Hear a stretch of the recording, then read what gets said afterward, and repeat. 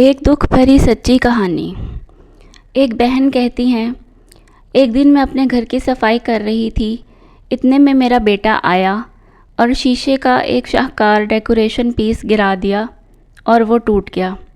میں اس سے بہت ناراض ہوئی کیونکہ یہ بہت مہنگا تھا اور میری ماں نے مجھے دیا تھا اور میں اسے پسند کرتی تھی اور اسے رکھنا چاہتی تھی۔ میں نے غصے سے اسے بلایا اور کہا، میرا رب ایسی دیوار گرائے جو تمہاری ہڈیاں توڑ دے۔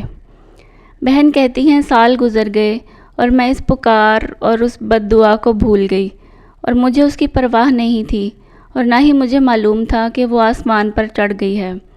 میرا بیٹا اپنے بھائیوں اور بہنوں کے ساتھ پلا بڑھا اور وہ میرے دل میں میرے بیٹوں میں سے سب سے زیادہ پیارا تھا۔ میں اس کو ہوا لگنے سے بھی ڈرتی تھی۔ وہ میرے لیے اپنے بھائیوں اور بہنوں سے زیادہ نیک تھا۔ اس نے تعلیم حاصل کی، گریجویشن کیا، ملازمت حاصل کی اور میں اس کے لیے بیوی تلاش کر رہی تھی۔ اس کے والد کی ایک پرانی عمارت تھی اور وہ اسے گرا کر دوبارہ تعمیر کرنا چاہتے تھے۔ میرا بیٹا اپنے والد کے ساتھ عمارت کی طرف گیا اور مزدور منہدم کرنے کی تیاری کر رہے تھے اور اپنے کام کے درمیان میرا بیٹا اپنے والد سے دور چلا گیا اور کارکن نے اسے نوٹس نہیں کیا تو وہ دیوار اس پر گر گئی۔ میرا بیٹا چیخا اور پھر اس کی آواز غائب ہو گئی۔ کارکن رک گئے اور سب پریشان اور خوفزدہ ہو گئے۔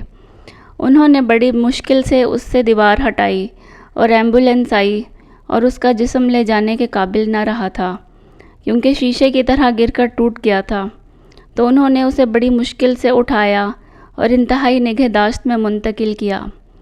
اور جب اس کے والد نے مجھے خبر کی تو میں بے ہوش ہو گئی، اور جب مجھے ہوش آیا تو گویا اللہ تعالیٰ نے میری آنکھوں کے سامنے وہ گھڑی بحال کر دی ہو جس میں میں نے بچپن میں کئی سال پہلے اس کے لیے بد دعا کی تھی، اور مجھے وہ بد دعا یاد آ گئی اور میں روتی رہی اور روتی رہی یہاں تک کہ میں دوبارہ ہوش کھو بیٹھی۔ جب ہسپتال میں مجھے افاقہ ہوا تو میں نے اپنے بیٹے کو دیکھنے کے لیے کہا۔ میں نے اسے دیکھا اور کاش میں نے اسے اس حالت میں نہ دیکھا ہوتا۔ ان لمحوں میں دل کی دھڑکن رک گئی اور میرے بیٹے نے آخری سانس لی۔ میں نے روتے ہوئے کہا، کاش وہ دوبارہ زندہ ہو جائے، گھر کے تمام فن پاروں کو توڑ دے، میں اسے نہ کھوؤں۔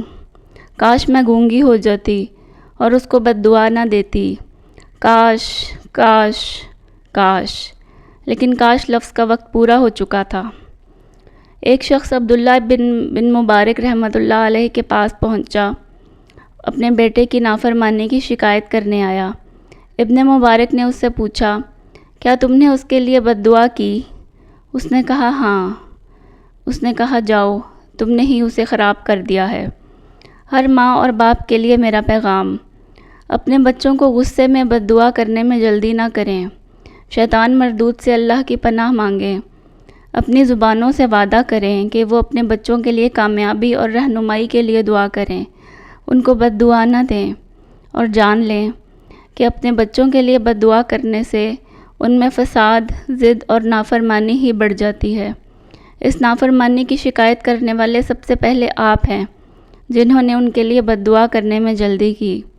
اپنے بچوں کو بد دعا نہ دیں بلکہ اللہ سے ان کی اصلاح اور رہنمائی کے لیے دعا کریں، اور جب بھی آپ اپنے بچوں کو خوش ہوتے اور کھیلتے ہوئے پائیں تو ان کے لیے یہ دعا مانگیں، اے اللہ، میں تجھ سے دعا کرتا ہوں کہ انہیں جنت میں خوش رکھ جیسے کہ تو نے انہیں دنیا میں خوش رکھا۔